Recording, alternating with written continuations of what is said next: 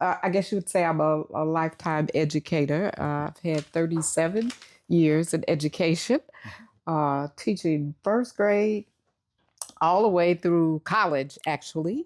Wow. I started off as a day-to-day sub, actually, in Chicago Wow. Public Schools. How was that?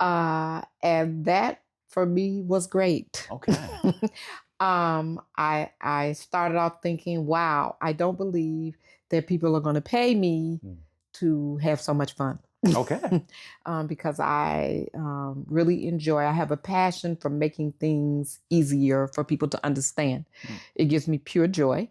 And I think that happens because as a child, school was a very tricky place for me, a stressful place for me in that I didn't do as well as I wanted to, but yet I just kind of blended in with the wall. So I wasn't a really genius child, and I wasn't a little troublemaker. Oh, okay. So I find if you don't fit on those two extreme ends, then you really don't get noticed. Right. So children who are kind of in the middle, they kind of blend in because they're not a lot of trouble and they don't make you say, oh, wow, top of the charts. And so you don't really get seen much. And so I thought when I grew up, I would be a teacher and just make everybody feel a whole lot better than I did. Wow. And you'd have to ask students if they feel like I did that. So from teaching, I went to moved to Boston for a while, about 6 years, and taught there. Started high school, teaching high school, where I became a high school counselor. And I still kind of hung on to a ninth grade writing class because I didn't want to give up the teaching. I just loved the teaching. But finally, being a counselor got to be a lot, and I had to say goodbye to that class. From there, from being a counselor, I became co-director of that same school, a school called Fenway Middle College High School. That sounds absolutely Boston. And it was because it was a marriage between high school and a junior college. So you could take, it was dual enrollment on steroids, if you would. Yeah. You can be in high school and take college classes, and it was a portfolio assessment school. And so you took your classes, but every quarter you had to present what you learned by portfolio and give documentation. And so from there, I went to Atlanta, where I became a principal of an elementary school, pre-K through fifth grade, their elementary goes to. That was an interesting experience. Okay. And then from there, I catapulted back to Chicago, my hometown, and began teaching. This was a time when they were doing alternative exploration schools, trying to give Chicago public schools a shot in the arm, like in the early 2000s. That's not like Montessori.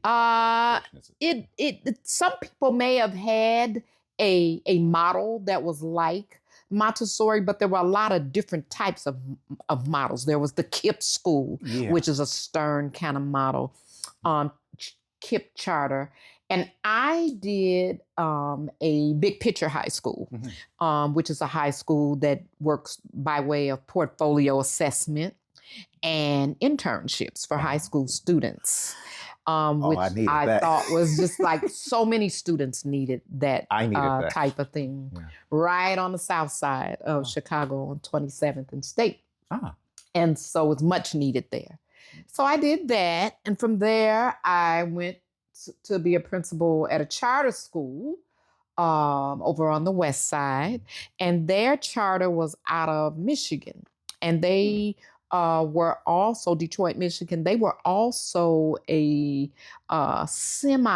quasi portfolio school, but they were built around design thinking. So you kind of did portfolios, did regular class work, but at the same time, you did portfolio assessment and used design thinking, which is a process out of Stanford College.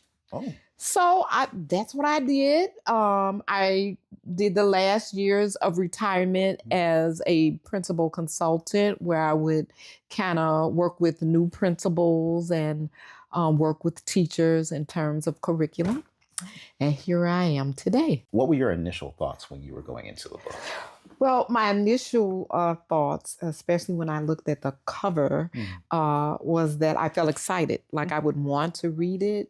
So the colors kind of stood out at me. And as I read the book, there were diverse people in the book. So there was a variety of different people. There were some people in there that could look like me or someone that I know. And so that made me excited. Yeah, so that my first impression was, wow, it wasn't heavy. In the sense of, readability, I could read it without struggling, of course. It's a fifth grade challenge. Yeah. However, when I look at, the minute I saw fifth grade challenge, then I start to look at it through a fifth grader's eyes. Yeah. Only because I've had fifth grade before. Yeah. So I was like, okay, could a fifth grader really read this? And so I thought about that, readability for fifth grade. I thought about the storyline and the reality of the storyline, which I thought it sounded authentic, like things that would happen in the everyday life of a student. Yeah. So that was my first impression. Okay. I didn't feel like the context in your book were things that I necessarily would have to pre-teach for. I could get going right away. And so I think the whole thing of pranking, which can be a very serious, it is a very serious thing, and it's more serious now, actually, because of technology. But the whole idea of pranking and what's too much and what's too far, and what that feels like for the pranker as well as the prankee, if you will. Right. So I thought, what a great thing to talk about because it's real. And I thought, I just couldn't think of students not connecting to that because at one time or another, they have either played a joke on someone or they have been joked about. I think the youngest children I taught were 7-year-olds, 6 and 7-year-olds, and the oldest have been 12-year-olds. Yeah. And so the 12-year-olds, the 9, if I were using this material, even though it says fifth grade, I feel like I could go up or down with the concept. So if I used it, I could use this in 4th grade, 5th grade, and 6th grade. Now the concepts, mind you, extend all the way throughout life. Yeah. Yeah. I could connect this concept of fear, of teamwork, of feelings, caring about how other people feel, or in the big umbrella that's popular now, character development. Yeah. Okay. I could see, in my Christian classes, reading this material and tying it in to whatever theme I had that had to do with how we treat people.